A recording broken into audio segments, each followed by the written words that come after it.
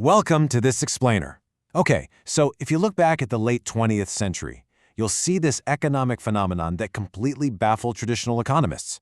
We're talking about the incredible, explosive growth of the Asian economy. It was, quite literally, an economic miracle. Now, for the longest time, the standard narrative was that Western-style capitalism was the one and only engine of modernization.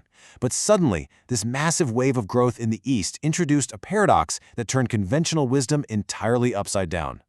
So today, we're going to dive into the fascinating convergence of Confucian capitalism and the utilitarian view of labor, and we'll see exactly why it holds the key to the future of our global economy. It's a really provocative question, isn't it? Did ancient philosophy actually build modern capitalism? Because, for decades, the traditional Western-centric view just assumed that ancient and Eastern philosophies were rigid, backward-looking, and fundamentally incompatible with a modern, fast-paced economy.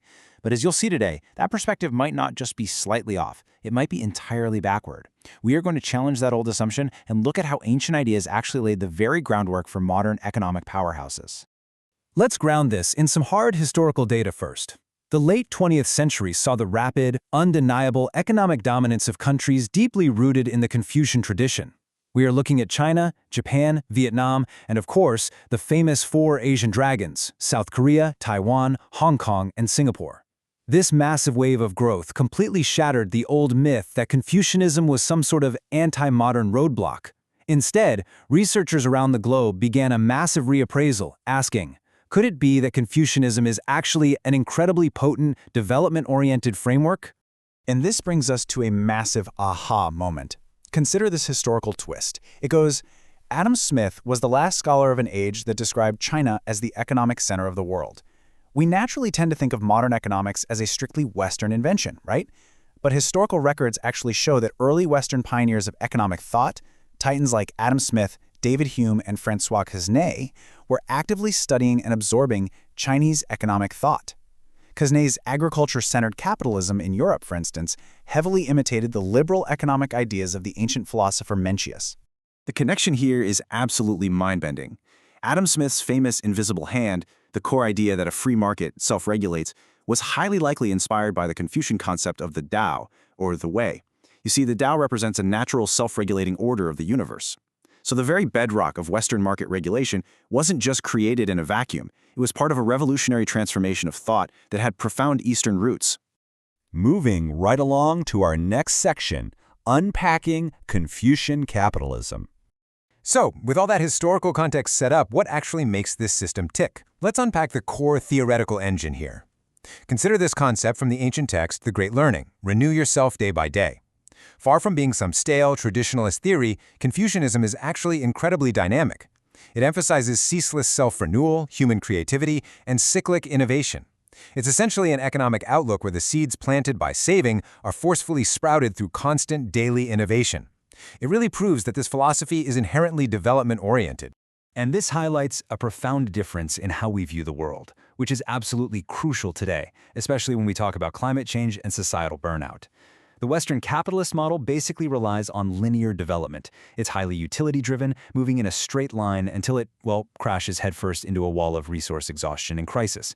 In contrast, the Eastern Confucian model relies on spiral development. This is circulation-driven. It recognizes that economies, much like nature, move in cycles.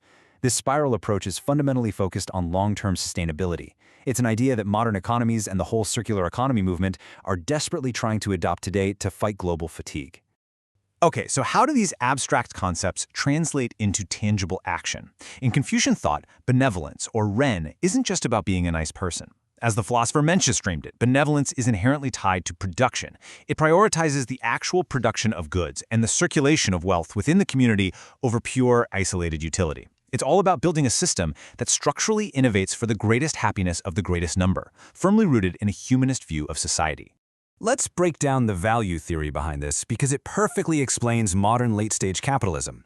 First, there's innovation value. Much like the economist Joseph Schumpeter argued, value comes from human creativity and ceaseless self-renewal. Second, and this is truly fascinating, is sign value. This is the idea of creating value through differentiation. think fashion trends, luxury goods, or brand identity. Confucian capitalism absolutely thrives on this. It sublimates basic use value into symbolic differences, making it an incredibly efficient system for driving modern consumer trends and keeping wealth circulating in the community. Let's jump into our next section, Confucianism versus utilitarianism. Having mapped out the Confucian model, it's time to set it side by side with the Western economic engine. If we look at this objectively, we see clear trade-offs between these two massive paradigms. On one side, Confucian capitalism excels at humanizing the community and driving continuous innovation. However, its historical weakness is a tendency toward group-oriented uniformity. Now, on the flip side, Western utilitarianism, think of folks like Keynes and Schumpeter, is brilliant at generating effective demand, driving mass production, and building the welfare state. Yet, its inherent weakness often lies in the infringement of individual rights, or ignoring qualitative human differences in the sheer pursuit of pure mathematical utility. Which brings us to our final section, the ultimate convergence. Since neither system is entirely perfect on its own, how do we synthesize them to create a superior path forward? Well, the research points to a clear three-step roadmap. Step 1. Adopt the Confucian model of sustainable spiral development so we don't just exhaust our resources. Step 2. Maintain the collective efficiency and effective demand engines of utilitarianism to ensure mass prosperity. And Step 3, which is absolutely crucial, strengthen mechanisms that guarantee individual rights and protect minority interests, directly addressing the historical blind spots of both of these collective systems. When you put all those steps together, you get what we call the new sustainable paradigm. It's basically a mutual complementation, taking the flexibility of Eastern systems and pairing it with the robust social security nets of Western capitalist states. It allows sign value and innovation value to actively coexist, driving real growth.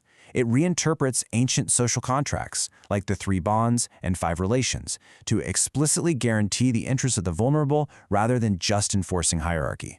Ultimately, this convergence achieves true qualitative growth.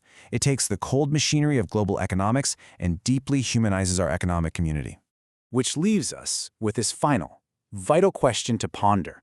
What if, instead of endless, exhausting linear competition, we actively shared symbolic value to humanize our economy? Inspired by the ancient ideal of the Great Unity Society, it's a powerful reminder that our economic future doesn't have to be a rigid choice between East or West, but rather a brilliant synthesis of both. I really hope this explainer gave you a clear, structured understanding of the fascinating convergence of these economic philosophies. Thank you so much for learning with me today.